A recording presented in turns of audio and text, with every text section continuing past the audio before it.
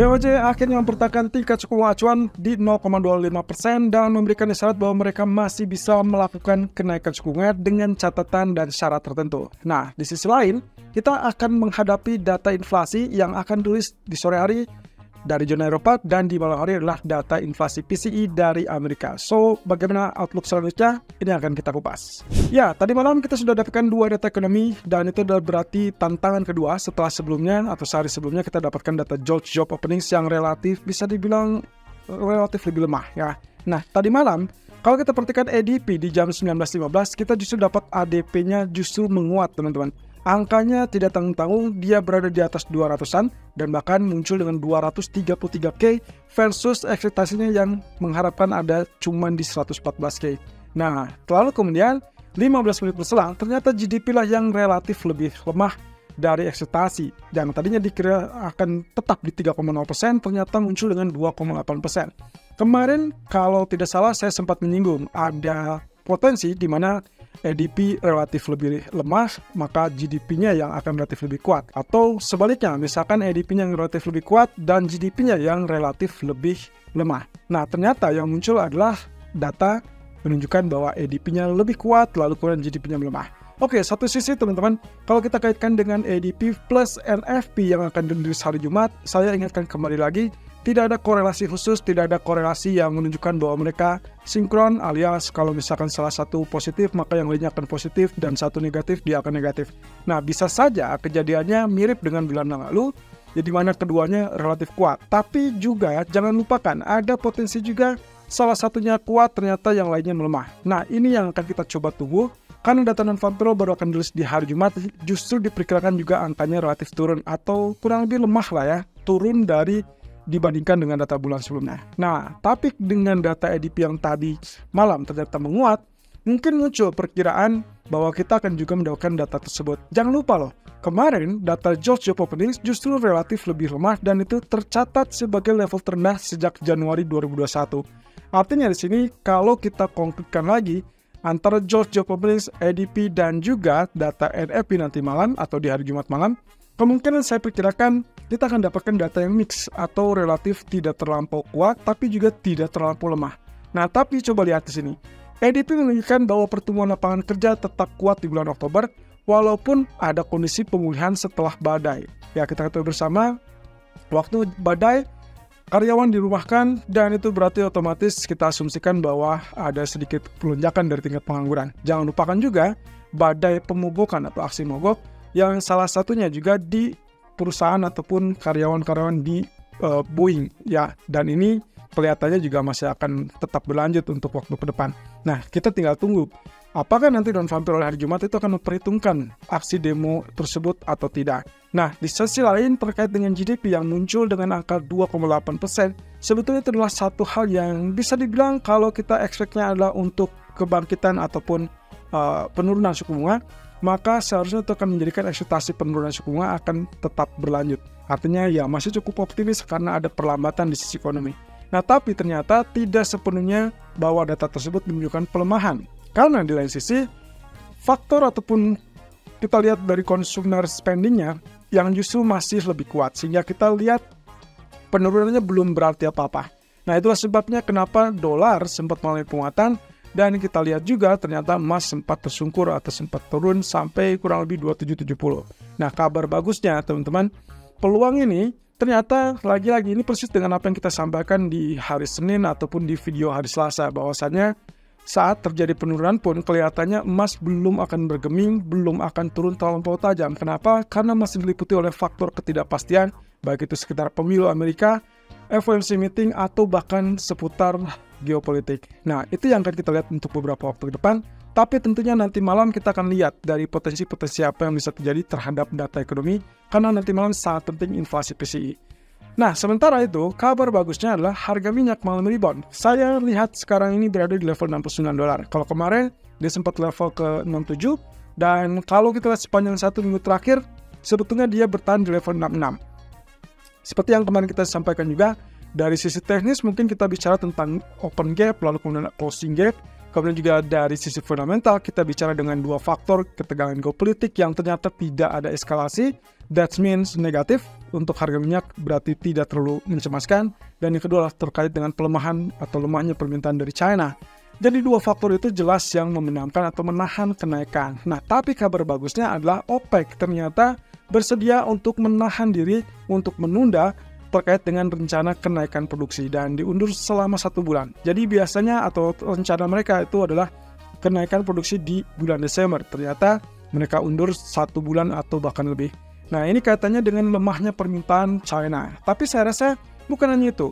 Ya, mau tidak mau menjelang akhir tahun ini kita diliputi dengan kecemasan terkait dengan Pilpres, lalu kemudian juga terkait dengan stimulus dari China. Jadi dua faktor itu yang kemudian membuat keputusan dari OPEC sepakat untuk menunda kenaikan produksi. Ya, pada dasarnya kita tahu bersama bahwa sampai saat ini market masih mengantisipasi kemenangan dari Donald Trump yang diperkirakan justru akan lebih produktif terhadap kilang minyak, lalu kemudian juga mereka lebih mendukung, atau lebih tepatnya pemerintahan Trump lebih mendukung kepada bahan bakar fosil, sehingga akhirnya tingkat permintaan dari harga ataupun dari minyak mentah dunia kemungkinan bisa kembali tumbuh. Nah, tapi apapun itu tetap tidak bisa lepas dari tingkat permintaan dari China, sehingga kita masih butuh ekonomi China tetap bangkit dulu. Oke, untuk nanti malam inilah perkiraan data inflasi PCE, proyeksi dari 18 bank investment atau investment bank yang memperkirakan rata-rata kalau kita lihat di sini headline inflation berada di level 2,1%, artinya turun dari 2,2% bulan sebelumnya, tapi basis bulanan ada sedikit kecenderungan untuk mengenaikan ke 0,2%. Nah, sementara kalau lihat dari core-nya juga ekspektasinya adalah turun ya dari sekitar 2,7% menjadi 2,6%, tapi core basis bulanannya berada di 0,3 dari 0,1. Nah, jadi yang kalau kita ingin lihat nanti malam, kelihatannya teman-teman harus pantau lebih lanjut di bagian core atau PCE ya, core inflation PCE yang kemungkinan kita akan bandingkan antara monthly atau basis bulanan dengan basis tahunan. Nah, catatannya teman-teman, lagi-lagi kalau saya sih lebih pertimbangkan selama tidak ada katakanlah angka yang terlalu jompang alias terlalu ekstrim dari ekspektasi dan aktual, kelihatannya kita hanya melihat batasan ataupun pergerakan yang terbatas, sehingga kita mungkin akan langsung flash seperti apa yang terjadi tadi malam. Artinya begitu respon itu tersebut sudah mulai muncul, maka kemungkinan dia akan hilang atau menguap begitu saja. Karena semua akan fokusnya adalah non-farm payroll dan juga terkait dengan Pilpres minggu depan. Nah, di sisi lain, karena kita juga akan melihat dari data PCE Amerika lalu dilanjutkan CPI dari Eropa, ternyata Christine Lagarde, Presiden ECB, memberikan isyarat bahwa mereka masih bisa berlanjut atau melanjutkan pemangkasan suku bunga. Catatannya adalah terkait dengan target inflasi yang kelihatan sudah di depan mata. Ya, kalau kita lihat di sini, data bulan lalu itu di 1,7%. Nah, jadi proyeksi untuk hari ini diperkirakan akan terjadi lonjakan ataupun kenaikan ke 1,9%, but that doesn't matter. Jadi kalau misalkan pun itu 1,9%, bagi ECB itu masih tetap dalam target mereka, karena target mereka adalah 2,0%. Nah, jadi dalam hal ini, menurut Lagarde mereka akan tetap memfokuskan diri pada inflasi saja, lalu kemudian juga akan senang kalau misalkan ternyata progres inflasi atau disinflasinya tetap berlanjut. Sehingga ya tidak ada jalan lain bagi ECB adalah membuka jalur untuk penurunan suku bunga. Tapi hati-hati, data berikutnya mereka akan tetap menjadikan acuannya adalah kepada data ekonomi. Semakin banyak data yang mendukung untuk pemangkasan, maka mereka akan semakin welcome atau terbuka untuk pemangkasan suku bunga lanjutan. Nah, dari BOJ, Bank of Japan ternyata mempertahankan tingkat suku bunga acuan persis dengan yang diperkirakan 0,25%. Oke, berikutnya, saat ini bisa dibilang masih ada BOJ press conference. Tapi satu hal dari pernyataan Katsuro Ueda ataupun BOJ tadi pagi, kurang lebih salah satunya terkait dengan proyeksi core to core ataupun core CPI dari Jepang ini yang diperkirakan kalau untuk 2024-nya masih tetap stabil di 2,5%, sementara core to core-nya kurang lebih turun dari 2,0 menjadi 1,9%. Kemudian untuk core CPI di tahun 2025 perkiraan mereka adalah turun ya dari 2,1 menjadi 1,9%, sementara untuk core to core-nya itu kurang lebih akan mengalami penurunan tapi tetap di angka 1,9. Jadi proyeksi sebelumnya 1,9, proyeksi yang terbaru adalah 1,9%. Oke, kalau lihat dari ekspektasi yang ada, sebetulnya mereka menargetkan bahwa cukup yakin inflasi ini masih tetap sesuai dengan jalan mereka atau target mereka. Sehingga menurut Katsueda, mereka bisa menjamin bahwa bank sentral kemungkinan masih tetap akan menaikkan suku bunga, dengan catatan kalau semua data ekonomi tersebut sesuai dengan proyeksi dari BOJ. Jadi menurut saya ini kemungkinan kita tidak akan dapatkan kenaikan hari ini, tapi sinyal untuk menaikkan suku bunga entah itu di Desember ataupun bahkan di bulan Januari sangat terbuka.